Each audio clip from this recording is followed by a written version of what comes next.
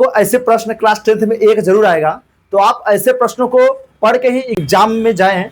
अच्छे नंबर पाने के लिए ऐसे प्रश्न आपको करके ही जाना है। अगर आप ऐसे प्रश्न करके या देख के नहीं जा रहे हैं तो आपके प्रश्न छूटने की ज़्यादा संभावना रहेगी। तो आप बात कम किया जाए और थोड़ा यहाँ पे देख लिया जाए, तो आप एग्जाम सेंटर में जाने से पहले इसे जरूर देख कर जाए, हमारी भी एक सलाह मान के जाए। तो यहाँ देखा जाए प्रश्न क्या दिया हुआ है, यदि किसी भिन्न के अंश और हर दोनों में 2 जोड़ दिया जाए तो वह 9/11 हो जाती है।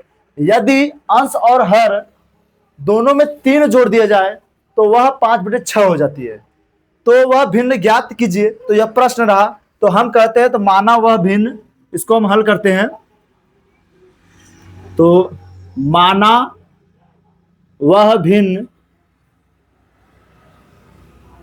x/y है हमने, और बोला क्या है कि वह भिन्न ज्ञात कीजिए। तो हमने भिन्न क्या मान लिया, x/y, और जो x है वह हमारा अंश है और जो y है वह हमारा क्या है, हर है।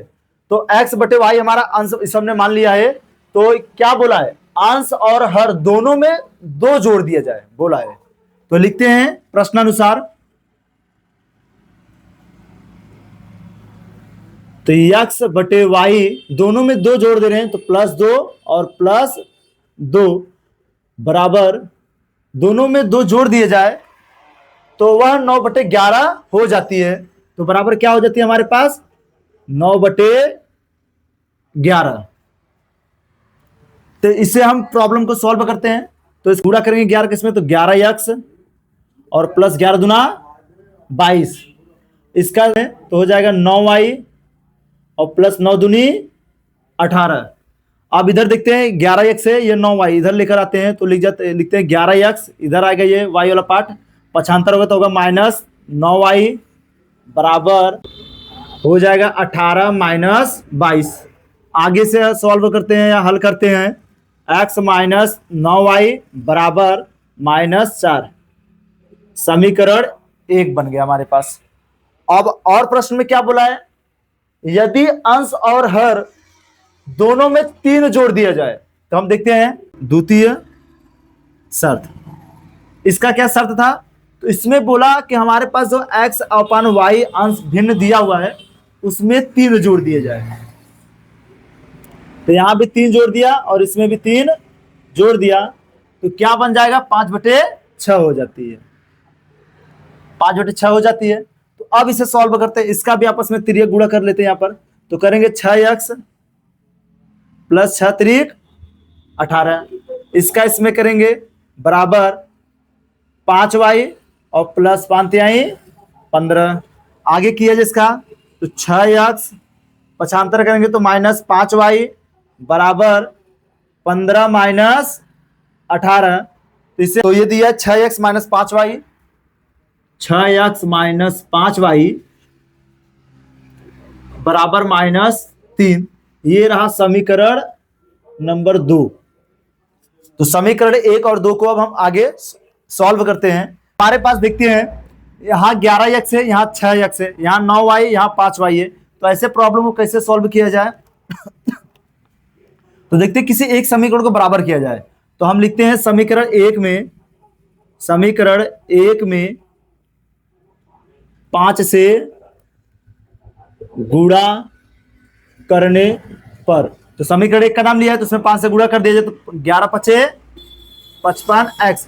हमें कैसे मालूम पड़ा कि हमें किस नंबर से गुणा करना है, इसके लिए भी हमें देखना पड़ता है कि हमें कौन सा नंबर इसमें काटना है।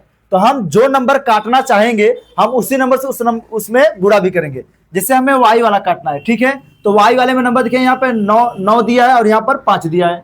तो हम यहाँ पर अगर समीकरण 1 दिया है 1 में तो 5 से गुणा, ये 5 जो दिख रहा है इसमें सबसे गुणा कर देंगे। अगर हमें, और फिर इसके बाद समीकरण 2 में इससे गुणा कर देंगे, मतलब इस नंबर से सब में गुणा कर देंगे और इस नंबर का इस सब में गुणा कर देंगे। ऐसा कंडीशन फॉलो करते हैं। अगर ये आपको नहीं काटना है y वाला पार्ट तो हम इस वाले पार्ट को काटते हैं, x वाले को। तो 6 का गुणा सब में कर दीजिए और 11 गुणा नीचे वाले सब में कर दीजिए। समझ में आया, मतलब 6 का गुणा समीकरण 1 में सभी नंबर में कर दीजिए और फिर ये 11 का जो गुणा है ये समीकरण 2 के सभी नंबरों में गुणा कर दिया जाएगा। जो सबसे छोटा नंबर हो उसी को काटने का प्रयत्न करेंगे तो हमें सवाल सिंपल और आसान पड़ेगा। इसके लिए हमने क्या किया है, तो हमने यहाँ पे फिर से आते हैं तो लिखा है समीकरण 1 में 5 से गुणा करने पर क्यों? क्योंकि हम y को काटना चाहते हैं। ऐसे कंडीशन में तो 5 से गुणा करेंगे तो 11 पचे 55x माइनस 9 पचे 45 y बराबर -20। इसका नाम रख देंगे समीकरण 3। इसका नाम समीकरण 3। और फिर लिखेंगे हम यहां पर समीकरण 2 में 9 से गुणा करने पर, तो 9 यहां पर है तो समय गुणा करते हैं, तो 9 छक 54x और 9 पचे 45y